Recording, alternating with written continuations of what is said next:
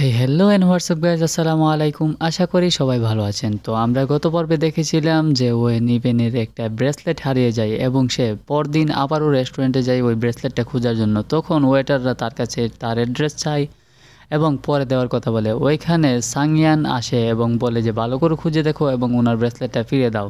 তখন একটি ওয়েটার তার ব্রেসলেটটা ফিরিয়ে দেয় এবং ওইখান থেকে ওয়েন ইভান ওই ব্রেসলেটটা নিয়ে চলে যায়। তখন ওয়েন ইভেন তার আগের কথা মনে করতে করতে তার বাসায় চলে যায়। ওয়েন ইভেন মন খারাপ করে গোসল করার জন্য যেই যাবে তখনই দেখতে পায় তার বাসার ভিতর একজন লোক বসে আছে এবং তার সাথে হ্যারেস করার জন্য অনেক চেষ্টা করে এবং জোরজবরদস্তি করতে থাকে।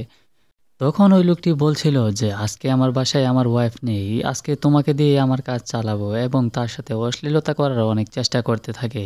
তখনই ওয়েন ইভান ওকে ধাক্কা দিয়ে ওইখান থেকে চলে যায় এবং বাইরে গিয়ে সে পুলিশে কল করে এবং পুলিশে কল করার সাথে সাথে পুলিশ এসে তাকে নিয়ে যায়। তখন ইভেনের অনেক একাকিত্ব মনে হচ্ছিল, তাই সে তার বান্ধবীর বাড়িতে চলে যায় এবং গিয়ে বলে যে দেখো এই ব্রেসলেটটা দিতে এসেছিলাম আমি।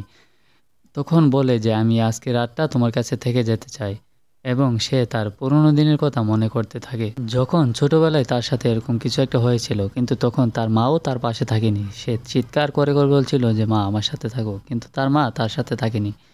পরদিন সকালে সে তার টিভি রিপোর্ট অফিসে গেলে তাকে সবাই কংগ্রেস জানায় এবং বলে যে আজ থেকে তুমি এই অফিসে পার্মানেন্ট কাজ করতে পারবে। কারণ ওয়েন ইভেন যে লোকগুলোকে বাঁচিয়েছিল ওই লোকগুলোর ওই নিউজটা অনেক ভাইরাল হয়ে যায় এবং চারদিকে ছড়াছড়ি হয়ে যায়। এই জন্য টিভি রিপোর্টের মালিক খুশি হয়ে তাকে এই জবটা পার্মানেন্ট করে দেয়। তারপর আমরা দেখতে পাই ওয়েন ইভান তাদের টিম নিয়ে কোথাও একটা যাচ্ছে। আসলে আজকে হ্যাপি নিউ ইয়ার, এই জন্যে সবাই মিলে তাদের হ্যাপি নিউ ইয়ারের ফটো ক্যাপচার করতে যাচ্ছে। তখনই সে সাংয়ানকে দেখে মুখটা ঢেকে ফেলে যে হয়তোবা সাংয়ান তাকে দেখেনি, কিন্তু সাংয়ান আসলে তাকে দেখে ফেলেছে। কিন্তু সে দেখেও না দেখার ভান করে এবং ওইখান থেকে চলে যায়। সাংয়ান আসলে এখানে এসেছিল তার বন্ধুর বোনকে ভিডিও কলে তার সাথে কথা বলানোর জন্য।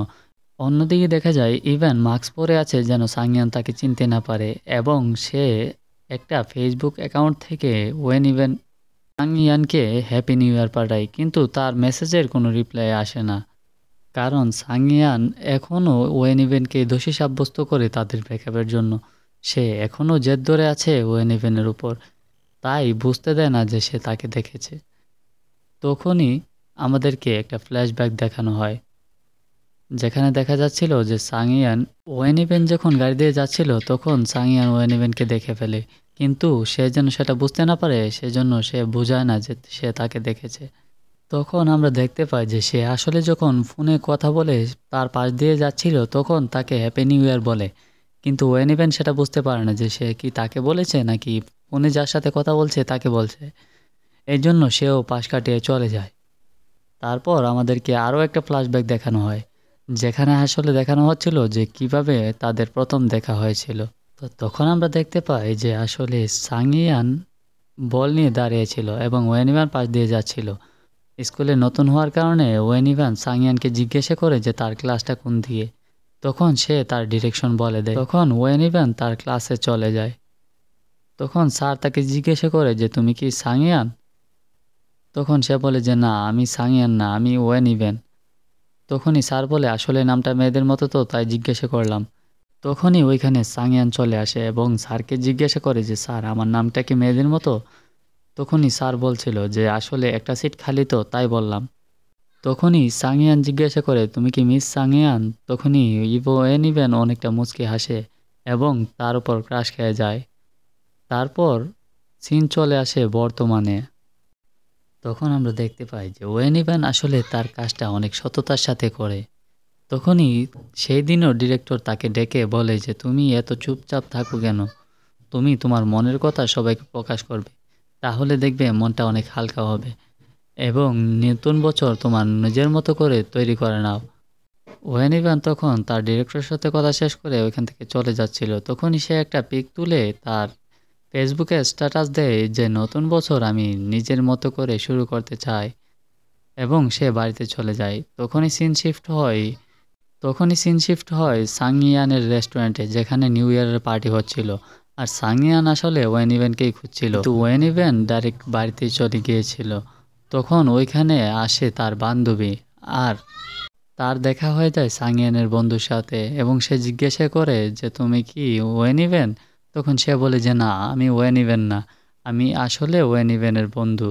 তখন সে বলে যে ওই যে ছেলেটাকে দেখছো, ও আর আমি এই রেস্টুরেন্টের মালিক, আমরা আসলে পার্টনারশিপে এই রেস্টুরেন্টটা দিয়েছি।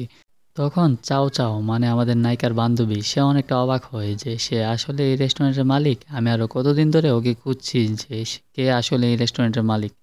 তখনই সিন শিফট হয় ওয়েন ইভেনের কাছে, যে আসলে মন খারাপ করে বসেছিল, তার অনেক একাকিত্ব মনে হচ্ছিল। পরদিন সকালে সে চলে যায় তার নতুন বাসা খোঁজার জন্য। সে আসলে তার অফিসেরই একজন সিনিয়রের সাথে রুম শেয়ার করে থাকবে বলে সেখানে চলে যায় এবং বাসা দেখতে লাগে। তখন তার বাসা দেখা শেষ হলে তখনই তার সিনিয়র বলে যে চলো আমরা এখন অফিসে চলে যাই।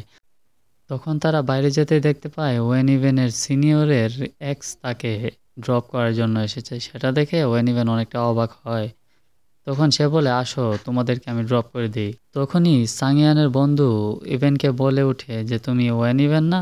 তখন ইভেন অনেকটা অবাক হয় এবং বলে যে আমি তো আপনাকে চিনিনি। তখন সাংয়ানের বন্ধু বলে যে আরে তুমি আমার হাই স্কুল ফ্রেন্ড ছিলে, তুমি তাড়াতাড়ি গাড়িতে ওঠো, তোমাদেরকে আমি ড্রপ করে দিই। তখনই ওয়েন ইভেন গাড়িতে ওঠে এবং দেখতে পায় যে পাশে একজন ঘুমিয়ে আছে।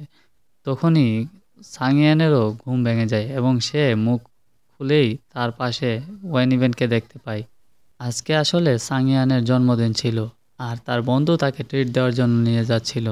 তখনই ওয়েন ইভেনের সাথেও দেখা হয়ে গেল, তাই তাকেও নিয়ে নেয় তারা। তখন আরও অন্য বন্ধুদের সাথে